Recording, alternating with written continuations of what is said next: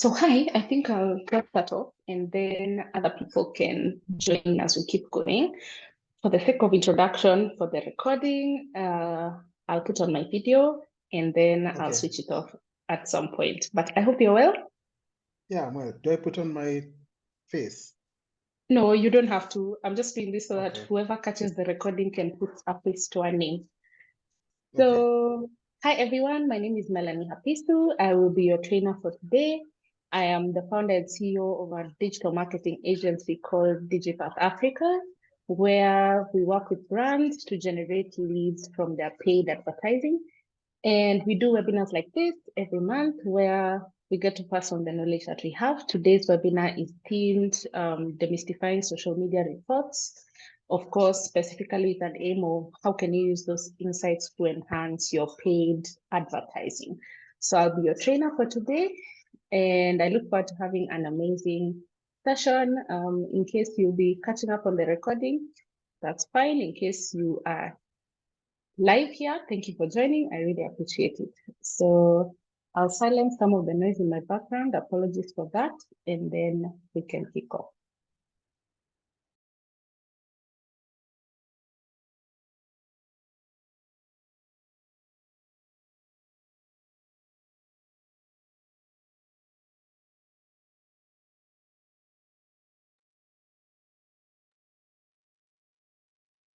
All right, so I think we'll just start off. And the first point to start off from is social media reports themselves. I know sometimes hearing this term then feels like a whole giant. But out of curiosity, I'd love to know, just from whoever is here, maybe Shiro and Roy, what do you love the most about social media reports, if you've interacted with any? And what do you hate the most about social media reports? Shiro, if you don't mind, if you're able to talk, can we maybe start with you? What do you love and hate the most about social media reports? Hi, Melanie and Roy. I think, can you hear me? Yes. Okay.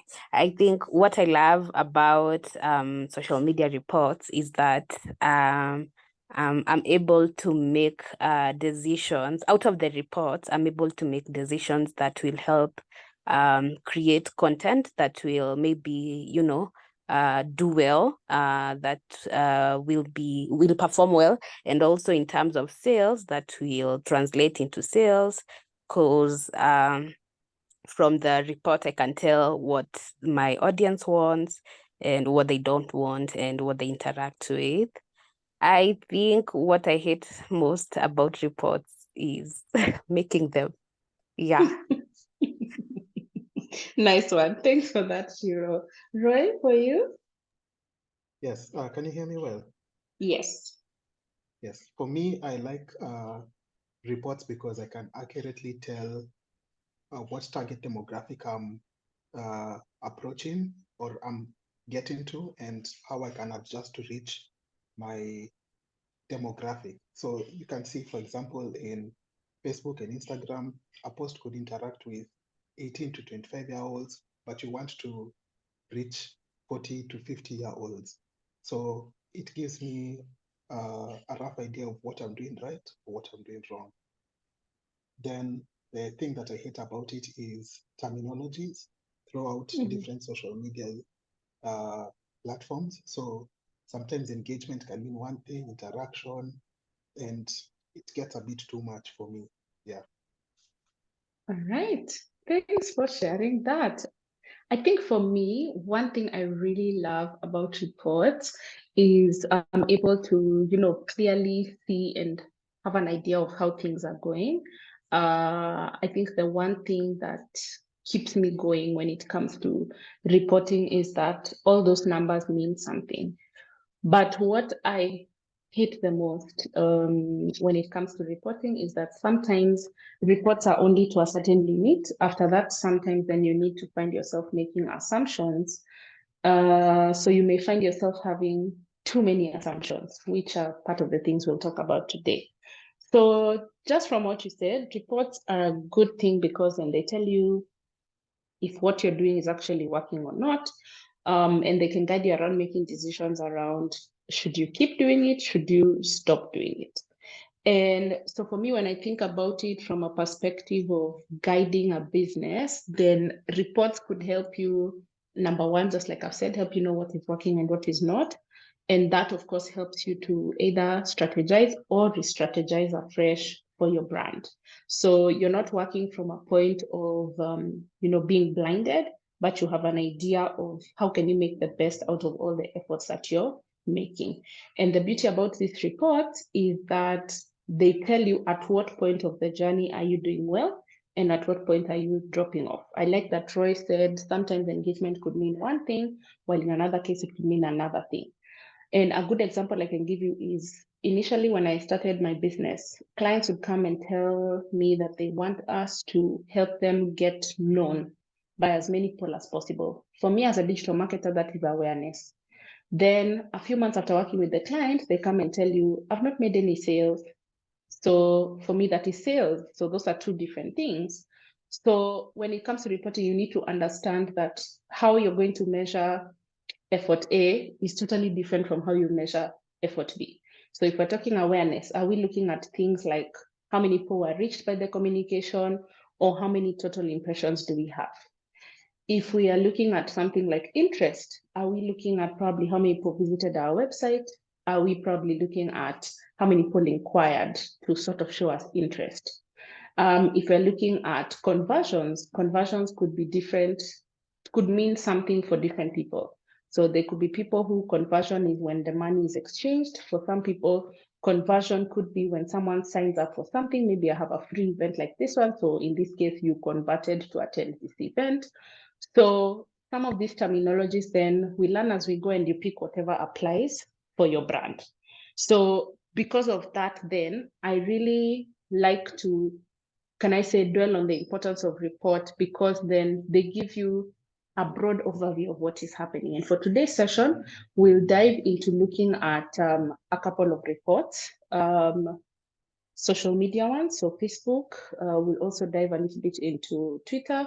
I'll also dive into Instagram a bit, and LinkedIn, and then the last thing we'll look at is Google Analytics. I don't want this session to be one where you see the numbers and you freak out. I want it to be one where we can walk through a journey of simplifying the reporting journey to make you as comfortable as possible. Because whether we like it or not, the truth is there are very many brands that are doing so many wonderful things, can I say, online, but they're not necessarily measuring to see if it's working or not. In fact, for them, if they're not making sales, it's not working. They don't want to go through the journey to figure out why exactly could it not be working. And reports can guide you around a lot, not just sales, but even, I think Shiro mentioned it, what content do you then put out for your customers based on what they're interacting with it the most. It could even guide you to the extent of what this webinar is then about. How do you then utilize such insights to run paid ads? Because sometimes you find people run paid ads for anything and everything, but they could have used certain insights to guide them around what would be the best one to possibly use to make the best out of it.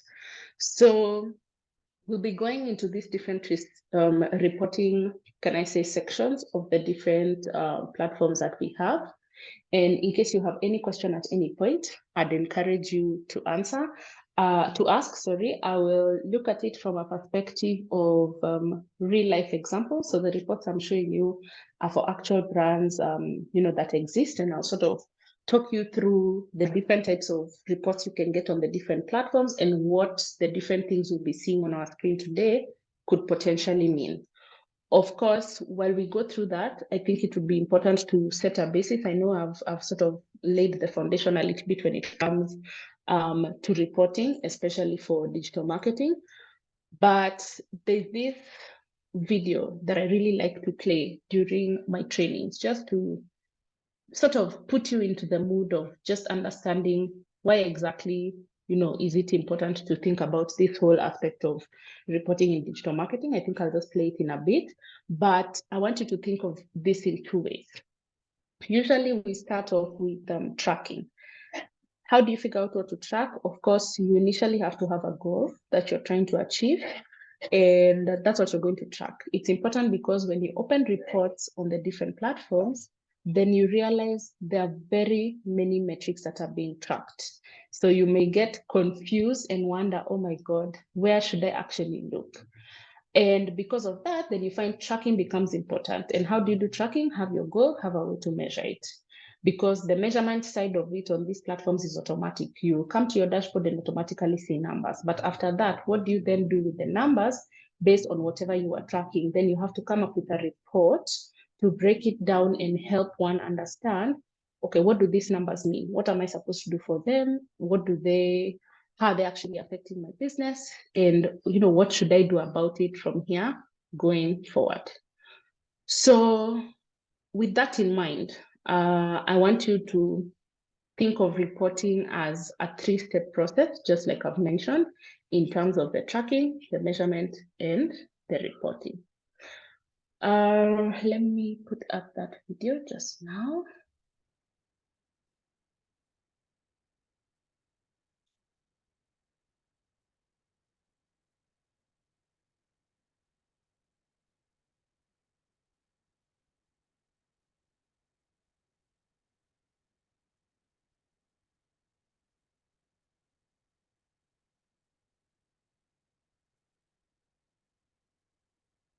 Sorry, just 1 minute.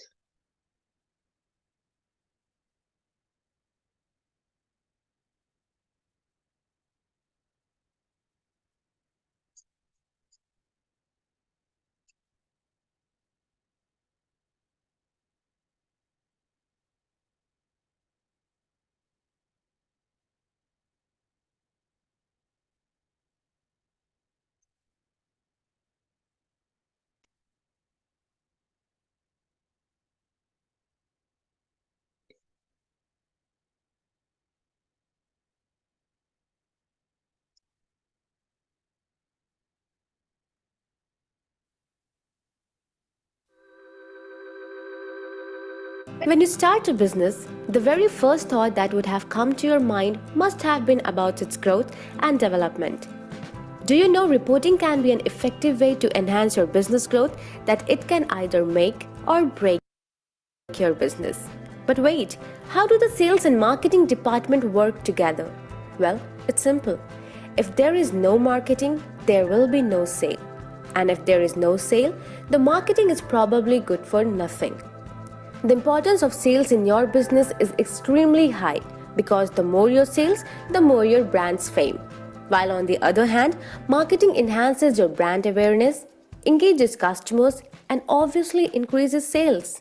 So, the importance of sales and marketing in enhancing a business can absolutely not be denied. Firstly, it tracks progress and development of your business. Secondly, it also provides an audit trail.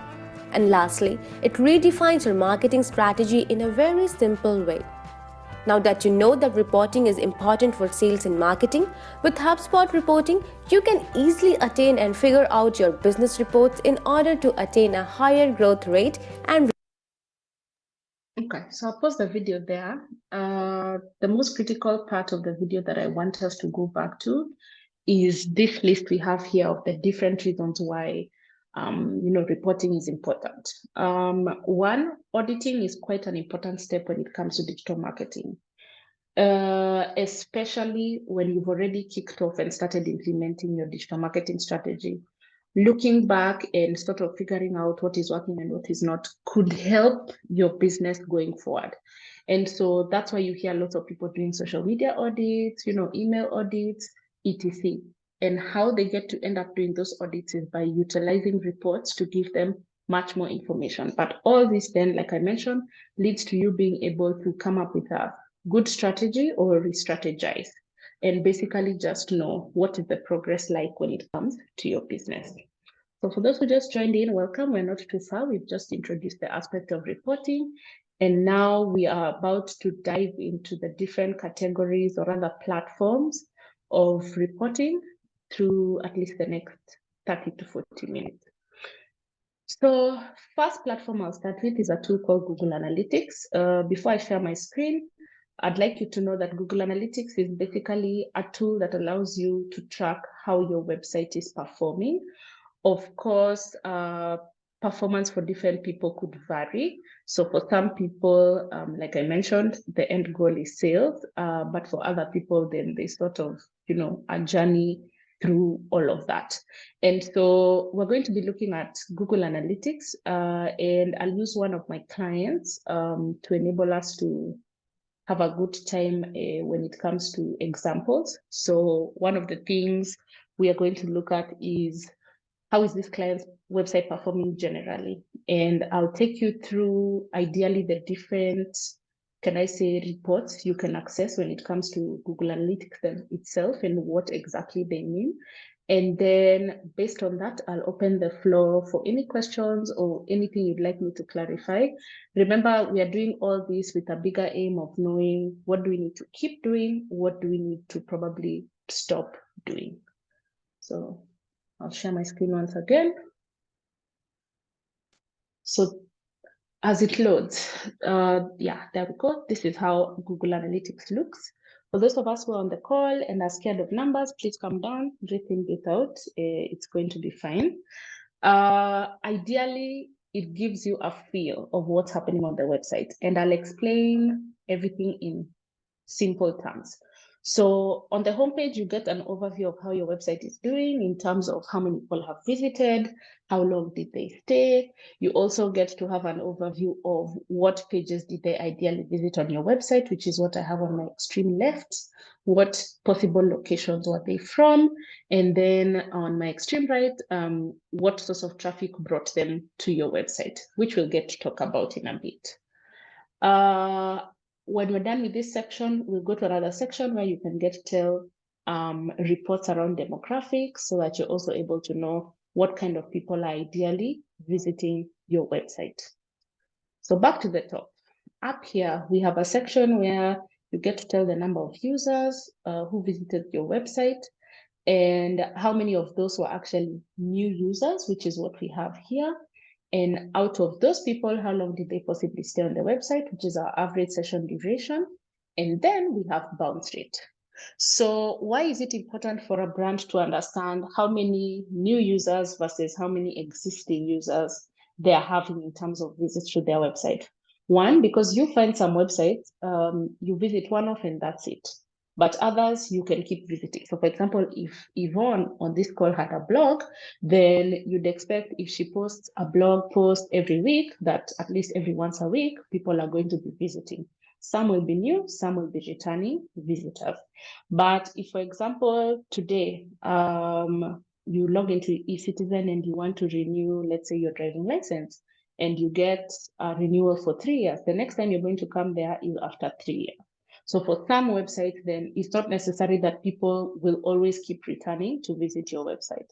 But in case your website is one of those, then this is a good guide to ensure, to guide you around what do you need to keep doing to ensure that you're either getting new visitors, or how do you retarget the old visitors using paid advertising to be able to see whatever it is you have to offer. And we'll get to talk about retargeting, especially from a website perspective, but also from a social media perspective. We'll get to look at that in a bit. So already from here, you're able to tell the people visiting my website, existing ones or new ones. You also get to know, okay, how long are people staying and what does this mean? If I'm a blog, of course, I expect people to stay for a bit, to read my articles, before they leave. I don't expect people to be there for 30 seconds and then they leave. So for a blog post, you'll expect a longer session duration as compared to, say, something else. Then bounce rate is ideally the ranking you're given by Google based on how long people visit your website, for them to be able to know, is this actually a helpful website that we should keep showing? So usually, of course, like you can see, it's between 1 and 100%, depending on what your brand does. Sometimes then your bounce rate will be very high. Sometimes it will be very low. What we're striving for here is to have our bounce rate as low as possible. So what this client does, this is a gynecology clinic. They provide gynecology services to women.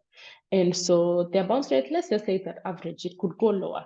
But assume we were a betting site, even, you'll find that probably the bounce rate is very, very high because, people don't stay necessarily long. They make their bets and they're out.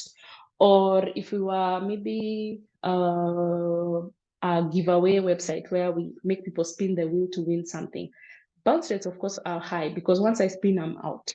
So think of your business or think of the clients that you have and how this can possibly affect them. If I come down here, we get to see the different pages that people are visiting based on how they were named. So we have the first page, which is Alora Medical Practice, which is the home page. We have Make an Appointment page, the Services page, Cosmetic Gynecology, About Us, Contact Us, and the All Short page. At least those are the top 6 or 7 pages that are being visited the most. What does this tell you? We had Shiro at the very beginning said it could even guide you around what products you should market or sell the most. This is a good example. Sorry.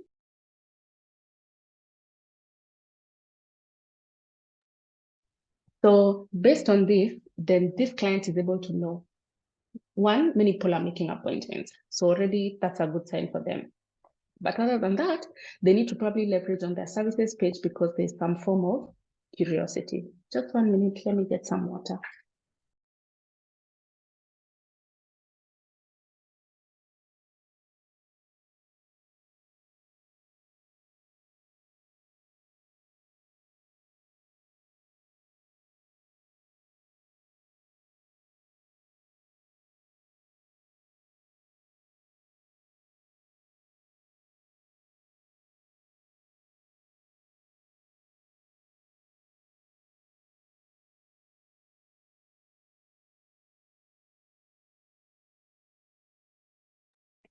Okay, I'm back. Apologies for that.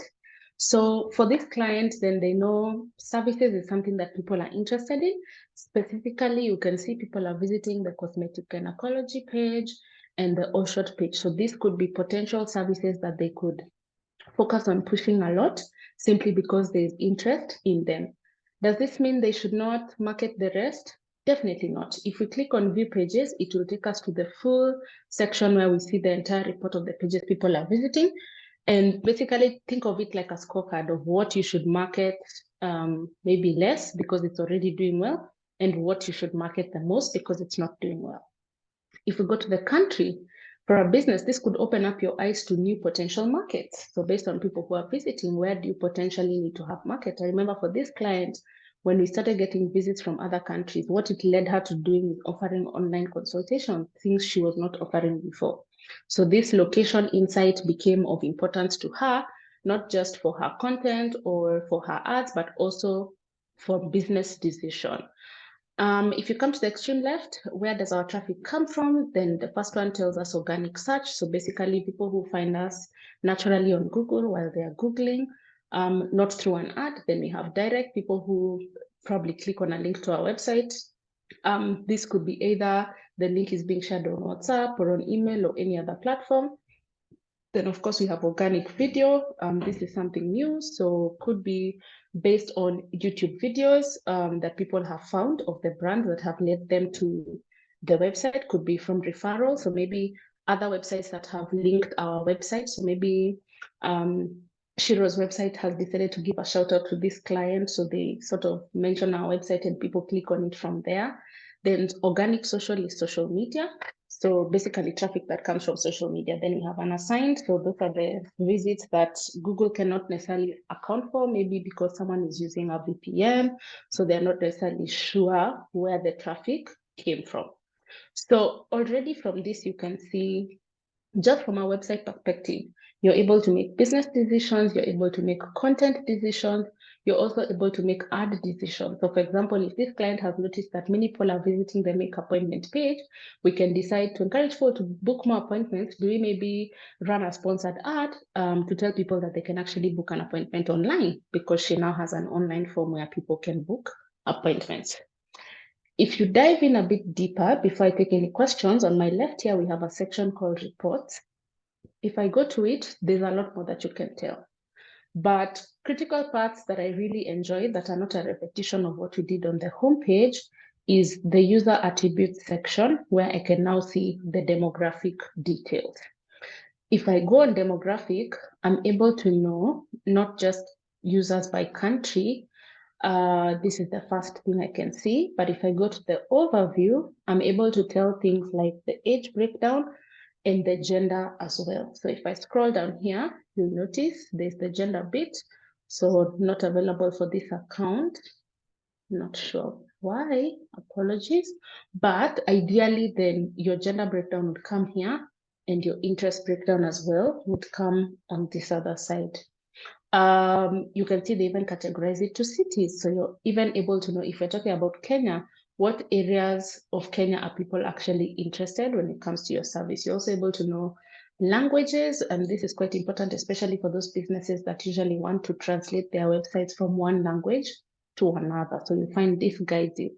Maybe you find English is the one that has majority of the traffic, then you find French as well, maybe it's also closer to English, then that tells you something. And that's why you're seeing now more than ever, many brands are slowly growing the opportunities when it comes to translating their website. And just like that, this is Google Analytics. This is how you can tell different insights around your website and how to improve them. Maybe till that point, does anyone have a question or anything you'd like me to clarify before we proceed?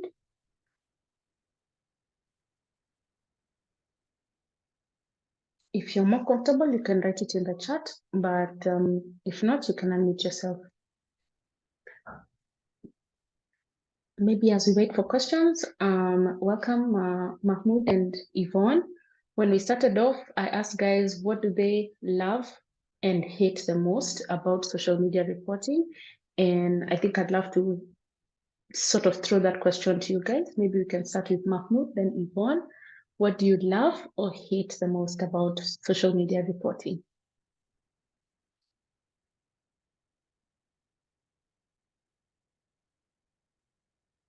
If you can unmute yourself for this, it would be great. Mahmoud, can you talk?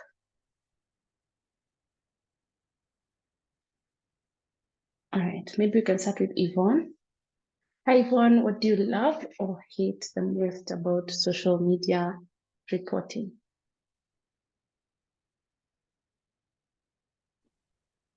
Okay, about hate, I've not thought about it too much for now, but I love that at any time, even if it's 10 years to come, I will keep tabs on what happened at this particular time. That's what I love about it. Nice, thank you. I love that. I love that you've actually brought that. Reports are almost with you forever. I also really like that aspect. So I'm able to know, maybe we did a campaign 2 years ago, I'm able to narrow down and know, oh, wow, you know, this is probably what happened. This is why it worked. I can see Mahmoud in the chat saying, I love its detailing. Definitely agree. Like you've already seen from whatever we've gone through with Google Analytics, there's quite a lot. But then also, she said, Mahmoud says, I don't like its complications, definitely. And I think that came up in the beginning when Roy was speaking, and we talked about how, you know, one thing could mean something else for someone, you know, on a different day. So definitely it gets a little bit complicated. So thanks for sharing that. But the beauty about all of this is that with learning, you get to understand what these reports can actually do for you. So I think most times it's more of the knowledge that we lack rather than, you know, us not necessarily knowing or figuring out what is going on. For most platforms, in terms of their reporting, you find they're mostly table-based, especially like the social media ones. So for example, if you look at a platform like LinkedIn, they'll provide you with a table on how each post is doing. If you look at a platform like Twitter, same thing, they'll provide you with a table of how everything is going. But sometimes, I mean, depending on what you're looking for, then there's a side of Twitter that can go a little bit into the detail of what does this mean away from a table. So in a few seconds, I'll share my screen for us to look at it from a LinkedIn perspective. You know, what exactly do you get to see? What are some of the different types of reports you can get on LinkedIn? And then we also dive into the Twitter side. Again, in case there are any questions, feel free to drop them in the chat, or when I prompt for questions, feel free to ask for that as well.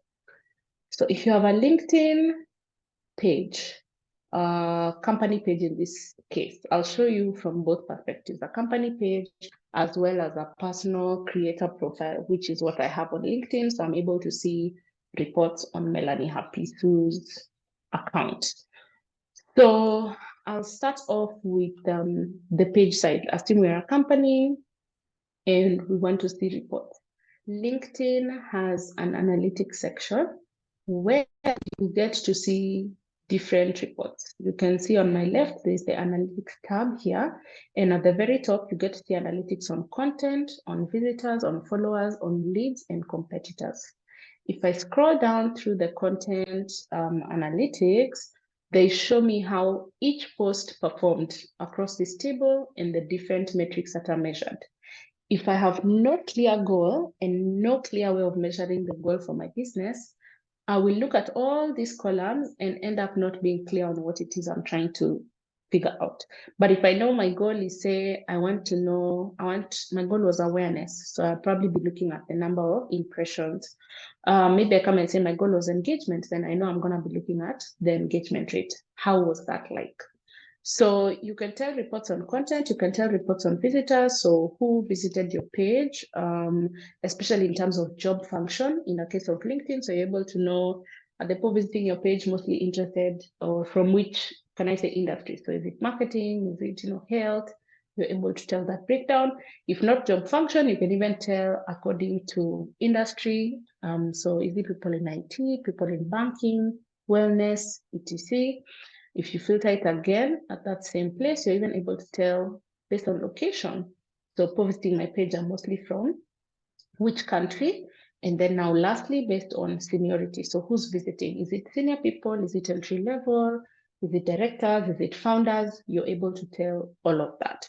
So what this does is you're now clear when you come up with your content or when you set up your ads, it's very clear for you to know I'm talking to person X, in this case, say a director, or I'm talking to someone in the marketing industry, someone in the IT industry.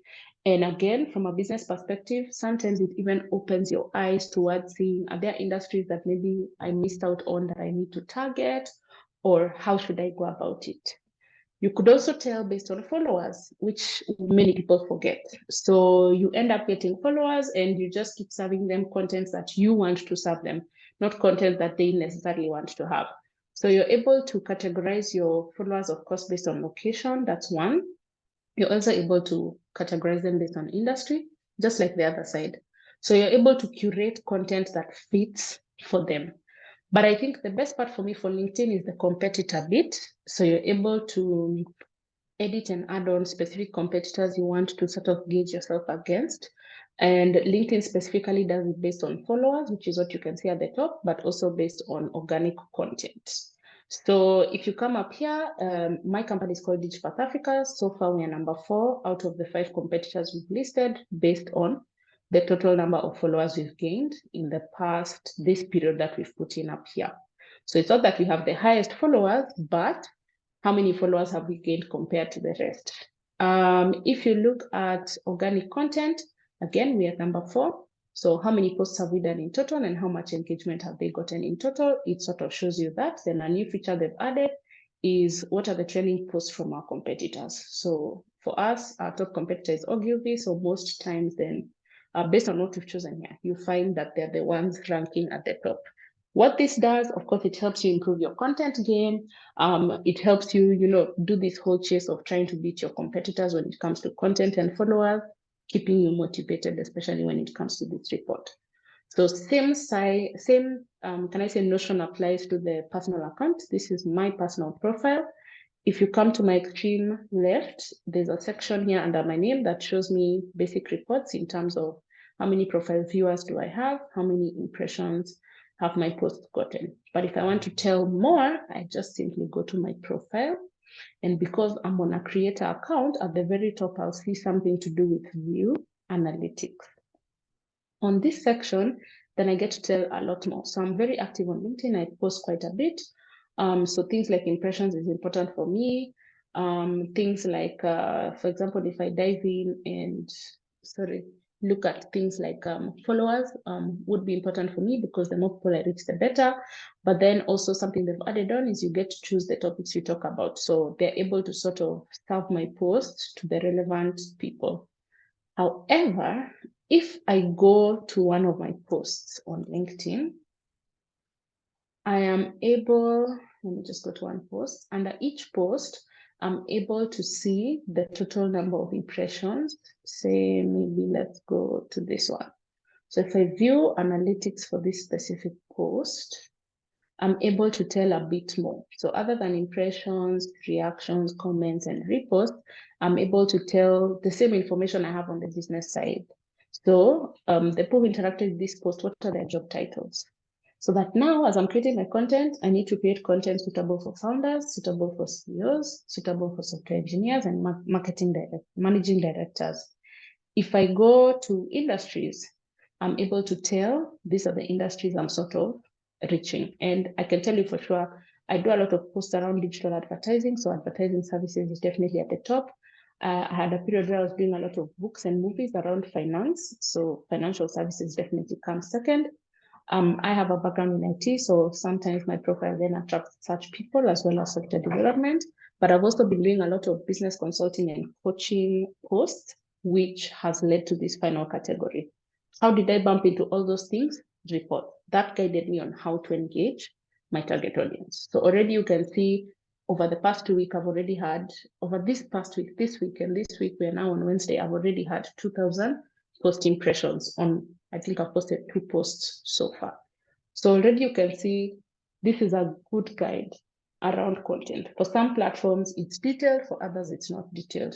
Before I take any questions, in case there are any, if I go to the Twitter side, then if I look at my personal profile, we have the tweet section where ideally I get to see the total tweets I've made and how each of them is performing.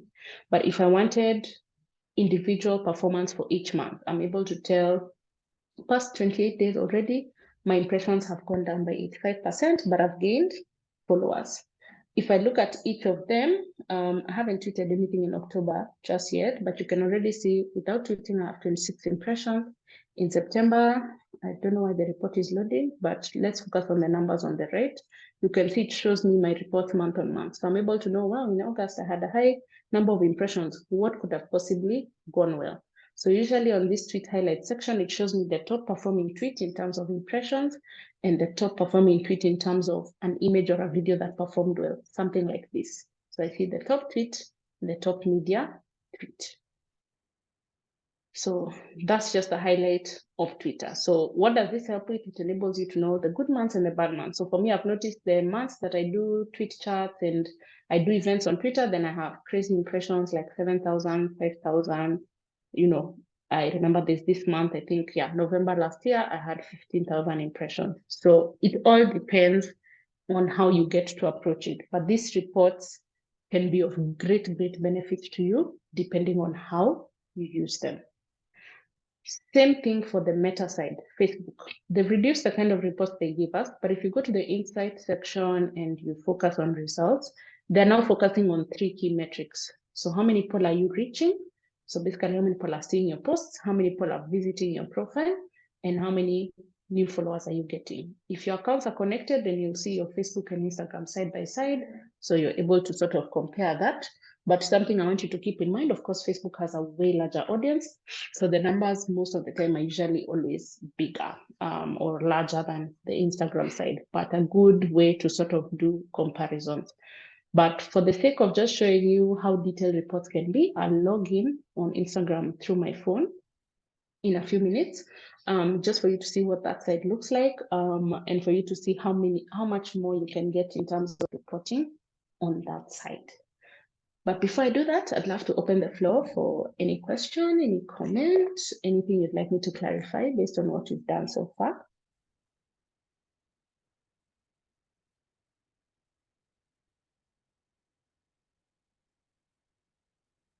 Okay, so I have a question for us who are here.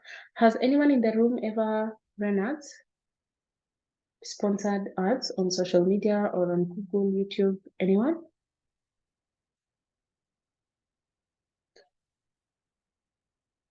Okay, Roy says he has. Anyone else? Yeah, I have. Nice.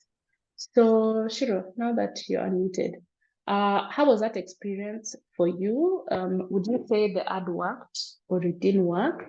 And maybe what guided you around choosing what to use or what to sponsor as an ad?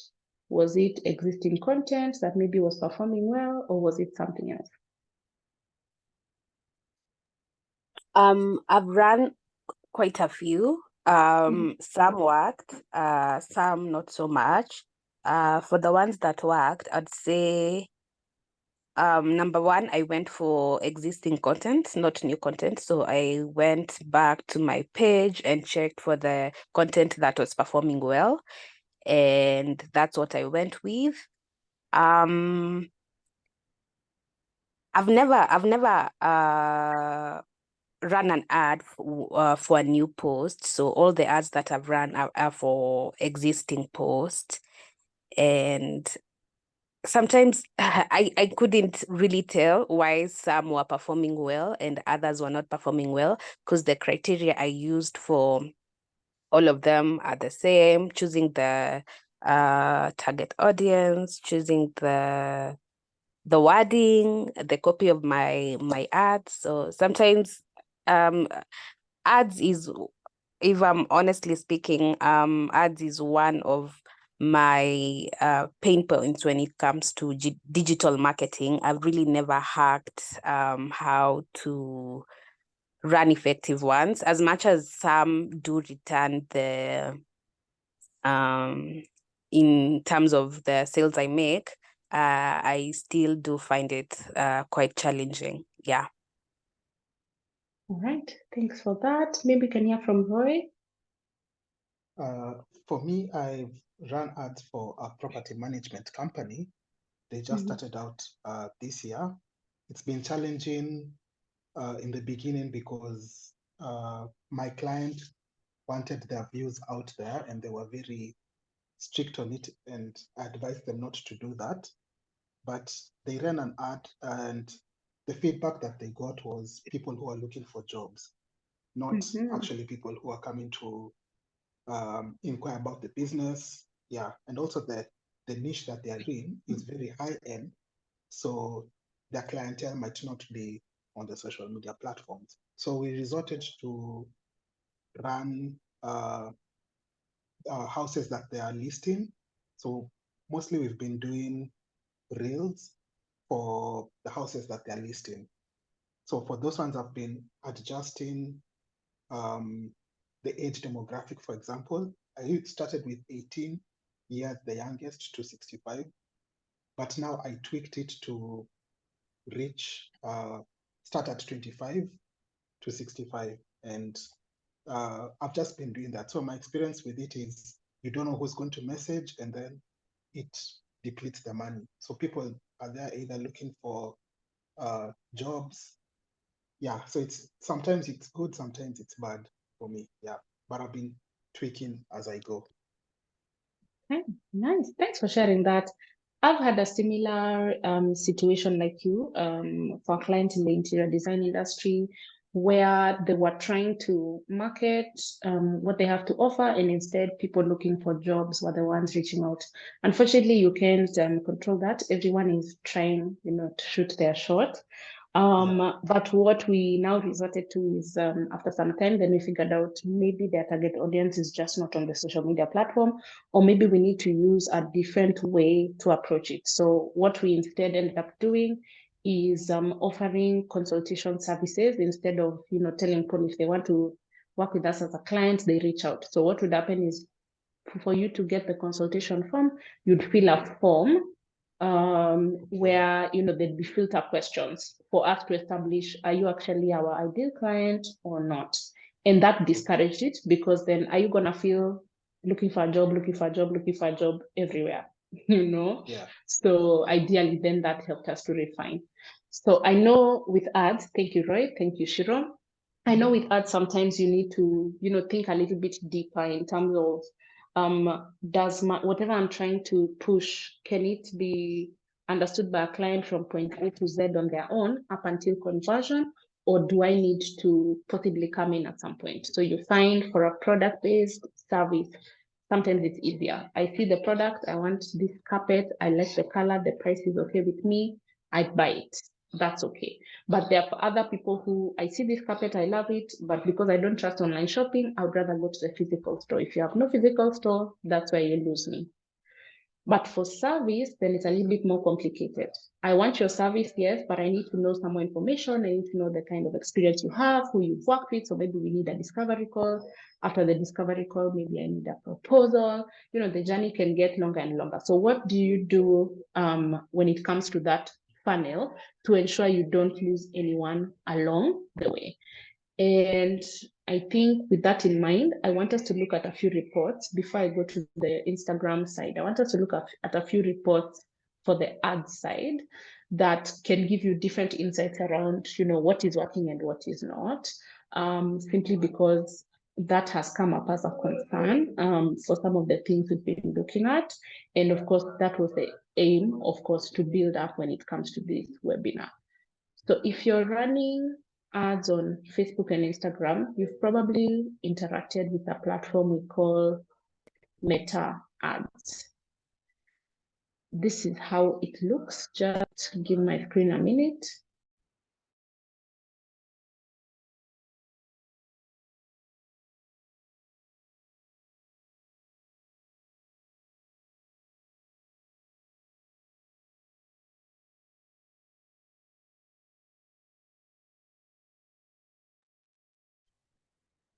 Okay, there we go. So ideally, this is how the Meta Ads Manager looks like. So when you hit that boost button or you set up ads on the Instagram app, most times there's the behind the scenes, which is this. So if you search for Meta Ads Manager and you access it through your Facebook account, then it will probably bring you to a table that looks like this, where you'll see your ads. Already from this table, you can see the first 3 ads are the ones that are actively running for my clients. And if I scroll across the table, I'm able to tell different reports. So for them, the goals were for people to visit their website, so to click links. So you can see I get to see the number of link clicks. I get to see the number of people who saw the advertisement, so that's reach. So people who saw the advertisement once, and then impressions is the total number of times the ad was seen. So maybe Roy saw the ad 3 times, but he'll be counted as one person reached. I get to see the cost I'm being charged per click. So if Yvonne clicks or Mahmoud clicks on this ad, how much am I being charged per click? And then of course the amount spent. On a basic, that's what you can tell from this table. If I like, there's a section here called view charts under each ad. If I click on view charts, then I'm able to see a little bit more reports. Things to do with, link clicks, amount spending. If I want, I can customize the reports to see what I like. But that's not the important part. I'll go back to the very beginning. So on this table, you can see at the top, there are 3 different columns. There's campaigns, which is where we were. Then there's also another section called ad sets. So if I go to ad sets, I see totally different reports. So I'm able to see how much am I spending on my ads per day and more. If I come to my ads here, you can see on delivery, the top ad says active, the second ad says creative limited. What does creative limited mean? When you hover on it, it tells you. So it tells you this ad set may have images or videos that may have been shown to your audience too many times. Although creative fatigue may be the result of many ads across ad sets, this ad set is most likely to benefit from adding either more images or videos. So basically what it means is that people have seen your ad too much and you either need to change your creative or add some more that can be rotated for people to be shown different words so that there's no fatigue. People don't get tired of seeing your ad. Almost the way you can see a particular billboard for so long until it becomes boring. So that's one of the interesting things you can tell on this side. So already, Shiro, from a perspective of what is making my ad not work, this can tell you there's something wrong with your visual, either still image or video, you need to change it. That's one.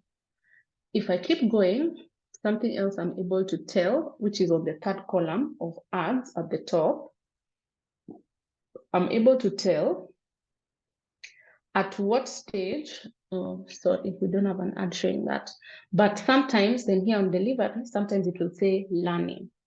Learning basically means that your ad is still trying to figure out who do we show this ad, based on how people are reacting to it. So it will show Roy this ad. Does he look at it? Maybe he was busy, maybe he was in traffic. Let's show it to him again later. How does he react to it? If he reacts positively, let's show it to more people like Roy. If I keep scrolling through the table, then I have sections where I'm able to tell what's the quality of my ad. So it gives me the quality of my ad in terms of how's the visual. Remember, we talked about creative fatigue. So if there's no creative fatigue, then it will either tell you, either you're at average level. Most ads I find are either average or above average. So it ranks what the quality of your visual is. It comes to rank what the quality of your engagement for the ad is. So if there are dashes, that means it's still trying to figure out. So you can see for this middle ad, the one for Susan, the engagement is on average. People are engaging with it, but could be better. Conversion is above average. So people are actually taking the action of clicking the link in this case, which is what we're calling our conversion. So already from this, you're able to tell a few things. As you become more experienced in ads, there's something we call A/B testing. And A/B testing basically is where you can run two ads, advertisement A, advertisement B, to test out different things. So maybe one advert will have a different color compared to the other one for you to test out which one performs better, or one will have a different caption from the other, or even one will have a different target audience from the other. So A/B testing is one thing that you can, properly utilize to be able to tell whether your advert is working or not. Any questions till that point? Shiro, does this shed better light around cracking the whole conversation of ads? Yes, it does. Thank you. Amazing. Roy, are we at a better place? Yes, it's very good to see. I didn't know about the ads manager place. I had just been using the Meta Business Suite, which is so much better in seeing how your ads are performing in details, and it's shedding a lot of light on what I need to adjust. Fantastic. Nice. Thanks for that. So as we finalize, towards the end, I'll share some videos in the chat, which you can just watch later. And I think there'll be a great benefit to you. One will be around the sales funnel. So what journey is this that people go through before conversion to, enable them to go through the entire journey, and at what point do you come in? So that's what I'll tell you sometimes. Then for the client I had, we realized maybe we need to introduce a roadblock for us to stop getting job applications, but now get, the appropriate people we are trying to target. So I think for now, I'll share my screen again. We've looked at the Facebook, Instagram side in terms of ads manager. When it comes to reporting, what insights can you get from the Google Ads side? I'll just share my screen. Before that, Mahmoud and Yvonne, I hope that sheds better light. Even if you've not run ads, I can see Mahmoud in the chat saying, thanks for the insights. Do you need to get some verifications to get ads manager access? No, for as long as you have a Facebook account and your Facebook page, you can access ads manager. So if you just go ahead and Google ads manager and click on it to guide you through the necessary steps. But already, I think automatically you have an ads manager account. It's just that most people do not know. Nice, thanks Yvonne. You are most welcome. So final thing we look at before we wrap up this is the Google Ads side. If you're running ads on Google Ads, there's a lot that you can tell. Ads on Google Ads mostly go to either your YouTube channel or your website. Of course, there's the basics of how the ad is performing. So how many people saw the ad, which is impressions, how many people clicked. You're able to tell conversions. In the case of an e-commerce, this specific account is for Hotpoint, who is one of my clients. And you're also able to tell the CTR, which is ideally the click-through rate. So how clickable is your ad in terms of it being an ad that people will like and respond to. Usually anything above 1% going upwards is good. So you need to strive to keep improving that. Honestly, Hotpoint is the highest I've seen, 26%. Usually, most clients I work with is between 4% and 7%. So 26 is the highest that I've seen for my clients. If I scroll down, one of the interesting insights you're able to see on the Google side, especially if you do a Google search ad, that only triggers when someone does a search is you're able to tell what are people searching for. Remember, you're not in the consumer's head. So when you're setting the ad, you may be limited towards the potential search terms that you set. But once you set it and people start seeing the ad, then you're able to tell, which is what we have here. I'm able to tell people are searching for Hotpoint, some are searching for TV prices in Kenya, some water dispensers, some are searching for soundbars, air fryers. So if I keep scrolling, you can see the list goes until 10, so 10 out of 10. So I'm able to tell quite a lot. And what happens is you're able to add this search term to your ads to ensure that they keep performing better. So first things first, you're never alone when it comes to search ads. You can get good insights that can help you to keep improving your ad. Something else, if you keep going, you're even able to know which keyword is bringing the most traffic. So if I filter my words here based on impressions, I'm able to know many of the people who bumped into my ad were actually searching for Hotpoint. Then there's the others who were searching for products rather than the name of the business. So I'm able to know, do I then prioritize keyword cooking appliances simply because most people are seeing their ads based on this?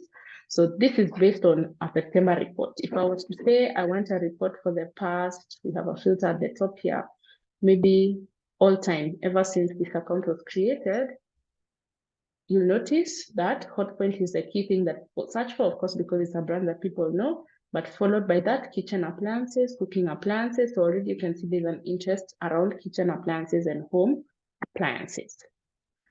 If I keep scrolling down, I'm even able to tell, based on these ads, when do people mostly see my ad in terms of day? For Hotpoint, it's Mondays, and even in terms of hours. So most people see our ads during the day until midnight. So am I a believer of filtering ads to only run at certain hours? No, because Melanie could be searching for your product at 3 a.m. and I bump into your product and I make a purchase. So why should you limit me? Of course, the demographics bit is automatic. You're able to tell things like gender. So most of the time for Hotpoint, it's male who are more interested. And then in terms of age group, we have the 25 to 34-year-olds. So this guides you to think about things like even purchasing power. Who ideally should I target? Who should I not? So already from this side, you can see there's quite a lot that you can tell. And just to cement that, I want you guys to remember digital marketing, sponsored advertising is all about testing, testing, testing. So after you've seen all those reports, I've taken you through reports in different, platforms, and I've also shown you reports from an ad perspective, both from the Meta Ads Manager and the Google Ads Manager. What then does it look like to do an A/B test? So as we finalize, I want us to just watch a short video around A/B testing, just to open your mind towards thinking about that. And then I'll open the floor for questions and then we can wrap it up.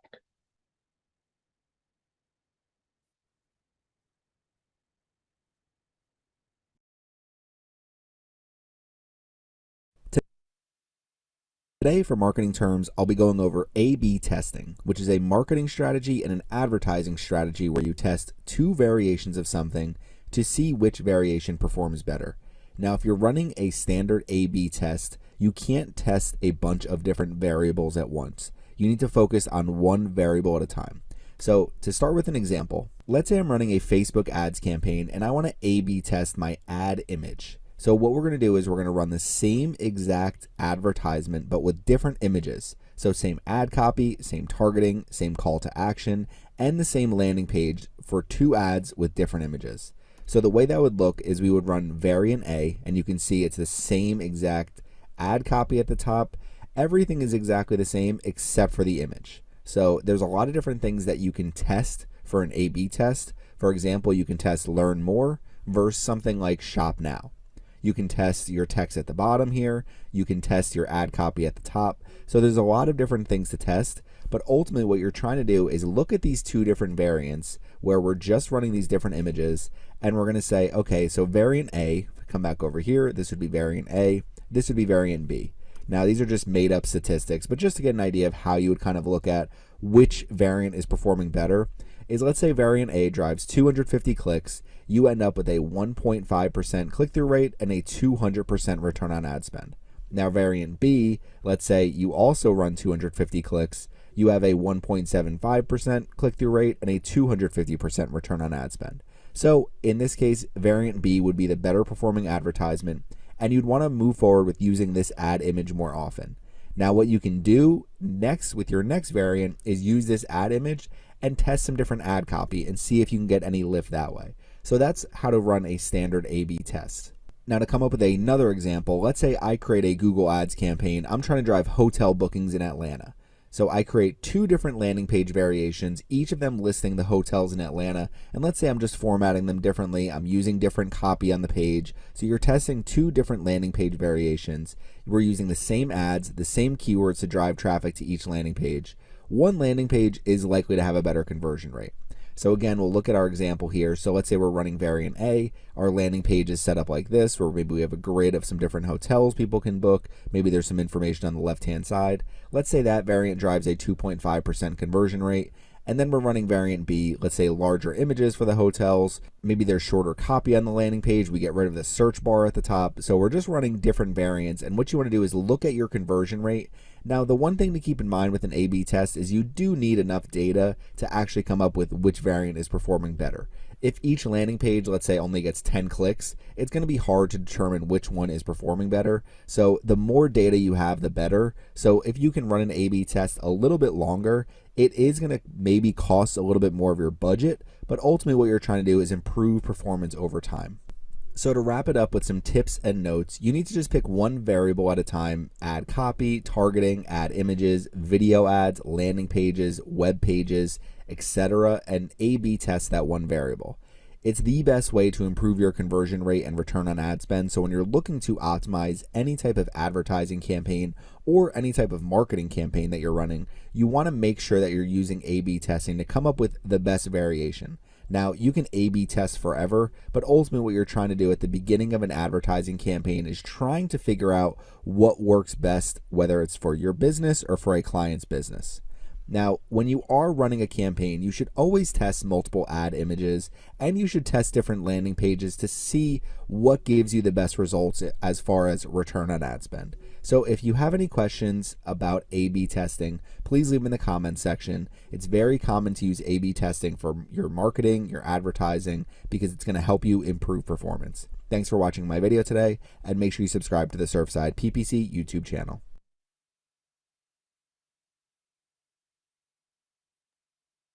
Hello? Sorry. So that's the video. That's A/B testing. I think it's shed some light around the different things you can do. But I think the most important part is for you to know that a lot of experimentation needs to happen until you figure out what works for your brand. I think with digital marketing, that's the sad part. You have to try for you to know. And so I'll share the video to the sales funnel video that I was talking about in the chat. I've just shared it. So feel free to copy it so that you can watch it later. But that is on how you can leverage reports to make the best out of your sponsor and advertising. And I think that's it from me. I'll open the floor for any questions if there are any. Questions from anybody? Yes, I have a question. All right. Yeah. When you're doing the A/B testing, Mhm. is it gonna cost less or is it gonna cost the same? So usually it will cost more because then you have to Uh-huh. split your budget into two. So Okay. if you're using minimum budget, say minimum budget on different platforms for advertising is $1 a day, it can't be Mhm. divided into two.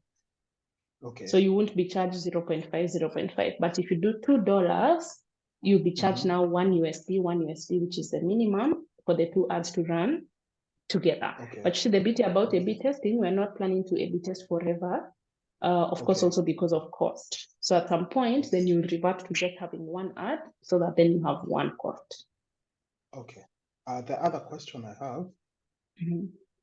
is around when you see a type of business, for example, the one that you are doing for the gynecology practice. Yeah. If it works, if you've done A/B testing for them, Mhm. is it safe to assume that if you're going to approach another business of the same nature, you can just start doing the ads without A/B testing, or is it advised to just do A/B testing on all businesses to just be sure, or does it can it cut across? I love that question. You can definitely learn a lot that you can borrow from one business to another in terms of competition, but too, sometimes the reaction may not be the same. Think of it in terms of, I'm sure this is not the first free webinar you've bumped into, but what made you sign up for this? For some people could be because you know me. For other people could be maybe we marketed it better than you've seen. For others, maybe this is just a topic that's related to you. So if you think of it from that perspective, sometimes then you may A/B test on one client and it works simply because then they've packaged it well, while for another, maybe not. I'll give an example. I've had a scenario where I had a client in one industry at a certain period, then shortly after that, I served a client in the same industry. And what happened is the first client I got, with the A/B testing we did, things did not work simply because they had terrible customer service. So people would fill in their consultation form and they would get responses after 24 hours and they have moved on by that time. So they are no longer in need of the product or service that was being offered. So I took the same notion to another business thinking, okay, maybe let's not use that because it didn't work for that client. Yet, when I now decided to try out everything for this new client, it worked simply because their customer service was spot on, they would respond immediately. So sometimes tread carefully with that because it may be different depending on certain aspects when it comes to the businesses. Thank you. That's really insightful. Karibu sana. Anytime. Great questions there. I can see Mahmoud in the chat saying, thank you, it was a great session and thank you for sharing insights for your clients. Fantastic. Maybe Yvonne and Shiro, any final comments from you? Then we can finalize with final comments from Roy, if any. So Yvonne, you can start us off, then Shiro, then Roy.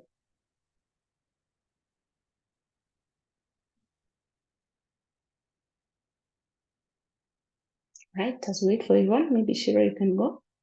Yvonne can go last. I don't have a question. Just like to thank you for the session. You've really shared valuable information that definitely be using in my business. So thank you so much. Wow, most welcome. Roy, maybe we can hear from you, then Yvonne can go last. Yes, for me, it was a great session for me, very lengthy, very informative, and I liked it. You didn't brush through things and you explained the things well, so I like it. Wow, thank you so much. Apologies for extending by 13 minutes. Forgive me, guys, but it was worth it. Yvonne, I don't know if you're able to unmute. If not, it's okay, but I think I'll just give you a minute. Yes, actually, thank you very much for this session. And I'm happy that I can be able to apply it on my day-to-day activities, on my posts, in case I come up with a new business or anything, I can sell anything I want to sell, I can apply all this. So I really appreciate this. It was really worth it. Thank you. Thank you so much. I also really appreciate you guys for joining in. Thank you so much. I've had a wonderful time and see you at the next webinar if you'll be attending. Have a lovely afternoon. Bye. Bye.